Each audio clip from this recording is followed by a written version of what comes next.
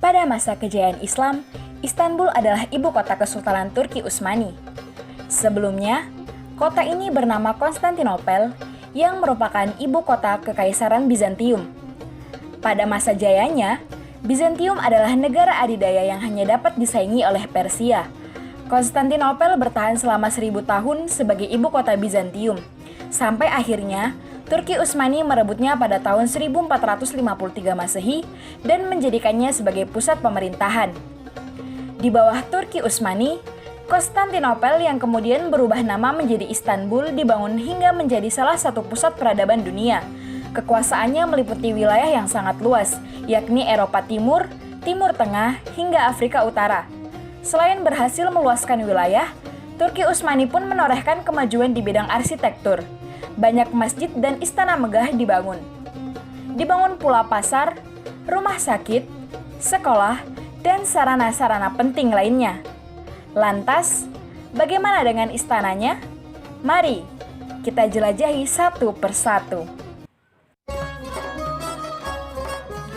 Assalamualaikum warahmatullahi wabarakatuh. Bertemu dengan saya Habibah Ella Tasya. Di sini kita akan membahas mengenai istana-istana peninggalan kerajaan Turki Utsmani. Yang pertama adalah Istana Topkapi. Istana ini terletak persis di tepi pantai di titik pertemuan antara Selat Bosporus, Tanjung Tanduk Emas Golden Horn dengan Laut Marmara. Topkapi yang dalam bahasa Turki berarti gudang meriam, dibangun dengan arsitektur khas Turki yang mempunyai taman-taman indah yang menghubungkan antara satu bangunan dan bangunan lainnya. Taman-taman yang hijau ini dipenuhi pohon-pohon besar yang rindang. Di masa jayanya, Turki merupakan salah satu pusat utama peradaban Islam. Tak heran, ragam peninggalan budaya Islam begitu kental dan dominan di sana. Istana ini merupakan simbol kejayaan Kesultanan Turki Utsmani. Istana yang juga dikenal dengan sebutan Masjid Biru itu merupakan kediaman resmi dan pusat pemerintahan dari Sultan Turki Utsmani selama sekitar 400 tahun atau sejak 1465 sampai 1858 Masehi. Istana ini merupakan sebuah kompleks yang terdiri dari 4 halaman utama dan banyak bangunan kecil lainnya. Sultan Mehmed II menguasai Istanbul setelah menaklukkan wilayah tersebut dari tangan Kekaisaran Roma pada tahun 1453 Masehi. Dari sanalah Istana Topkapi mulai dibangun dan terus mengalami berbagai perubahan sampai tahun 1850 Masehi. Secara keseluruhan, Istana Topkapi memiliki ratusan kamar, namun hanya beberapa saja yang kini bisa dilihat oleh masyarakat. Sekalipun kini bangunan tersebut telah beralih fungsi, masih banyak benda peninggalan kejayaan Kesultanan Turki Utsmani yang tersimpan di sana. Hal yang paling menarik dari peninggalan Turki Utsmani adalah benda-benda peninggalan milik Nabi Muhammad SAW.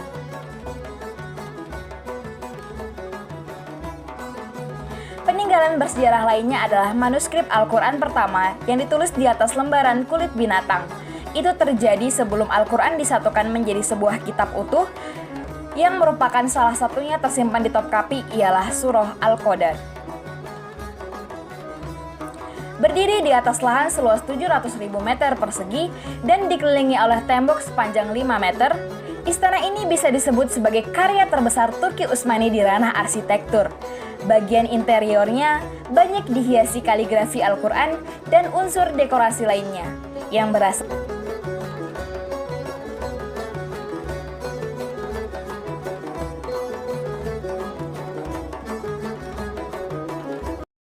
Kedua, Istana Dolmabahce. Dibangun pada rentang waktu 1843 sampai 1856 Masehi, istana ini berdiri megah di tempat yang strategis. Ia berhadapan langsung dengan Selat Bosporus. Desain istana ini merupakan perpaduan antara baroko, rokoko, dan neoklasik dengan gaya tradisional arsitektur Turki Utsmani. Karena itu, Istana Dolmabahce merupakan sintesis baru dari perkembangan arsitektur. Dolmabahce yang terdiri atas 2 suku kata, Dolma yang artinya penuh dan Bahce yang berarti taman. Dibangun oleh Sultan Abdul Majid I, istana ini sangat menawan sekali. Ia membangun istana ini untuk menggantikan Istana Topkapi yang dianggap sudah tidak memadai dan kurang mewah sebagai tempat tinggal keluarga kerajaan. Dari sejumlah istana yang terdapat di Istanbul, bahkan di seluruh Turki, Istana Dolmabahce merupakan yang terbesar. Mengingat istana ini menempati lahan seluas 45.000 meter persegi. Pembangunan istana ini menghabiskan dana yang sangat besar, yakni 5 juta pound emas Utsmani atau setara dengan 35 juta ton emas. Sultan Abdul Majid I menunjuk Haji Said Aga, arsitek terkemuka pada saat itu, sebagai penanggung jawab konstruksi. Sedangkan pelaksanaan pembangunannya dipercayakan kepada arsitek Garabet Balyan. Istana ini adalah rumah bagi 6 sultan sejak tahun 1856 Masehi, ketika pertama kali dihuni, sampai penghapusan kekhalifahan pada tahun 1924 Masehi. Kerajaan terakhir yang tinggal di sini adalah Khalifah Abdul Majid Effendi. Undang-undang yang mulai berlaku pada tanggal 3 Maret 1924 mengalihkan kepemilikan istana kepada Republik Turki yang baru, yakni Bapak Mustafa Kemal Atatürk, pendiri dan presiden pertama Republik Turki, yang menggunakan istana sebagai tempat tinggal presiden selama musim panas dan meletakkan beberapa karya terpentingnya di sini. Atatürk menghabiskan hari-hari terakhir perawatan medisnya di istana ini, di mana ia meninggal pada tanggal 10 November 1938. Istana ini memiliki arsitektur Iznik dan ukiran Ottoman yang sangat indah. Istana Dolmabahce didekorasi secara luas dengan emas dan kristal yang tidak tanggung-tanggung jumlahnya.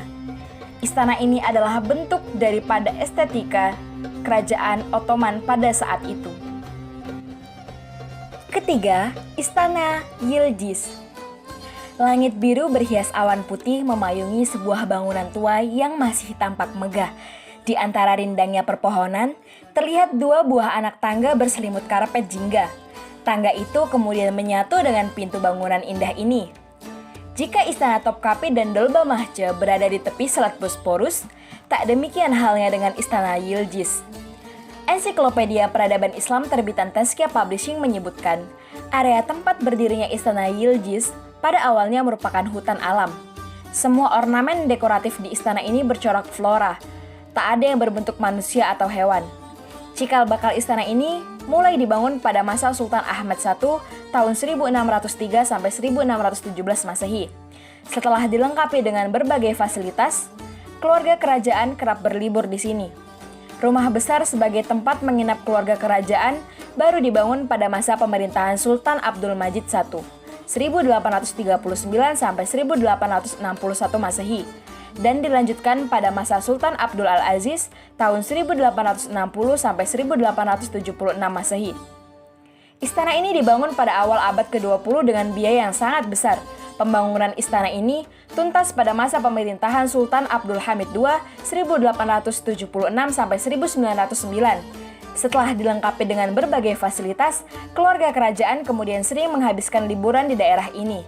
Kemudian, pada masa pemerintahan Sultan Abdul Majid I 1839 sampai 1861 Masehi dan Sultan Abdul Aziz 1861 sampai 1876 Masehi, dibangunlah rumah besar sebagai tempat menginap keluarga kerajaan. Pada akhir abad ke-19, Sultan Abdul Hamid II meninggalkan Istana Dolmabahce dan tinggal di Istana Yildiz. Kepindahan ini disebabkan oleh kekhawatiran sang sultan akan serangan musuh-musuh Turki Utsmani yang muncul dari arah lautan. Sebab Istana Dolmabahce terletak di pinggir pantai Selat Bosporus.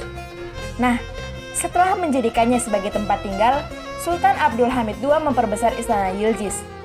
Dia lalu memerintahkan arsitek Raimondo de Aranco yang berasal dari Italia untuk membangun bangunan baru di kompleks istana tersebut.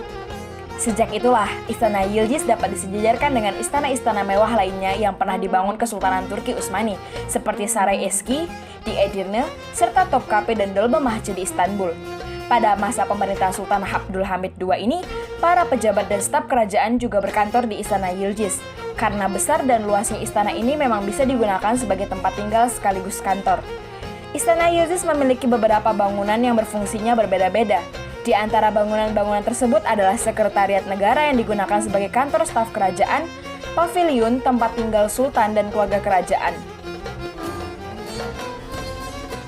Demikianlah video terkait istana-istana peninggalan kerajaan Turki Utsmani. Saya Habibah Elatasya pamit undur diri. Semoga video ini dapat bermanfaat dan menambah hazanah ilmu pengetahuan kita semua. Wallahul muwaffiq ila aqwamit thoriq.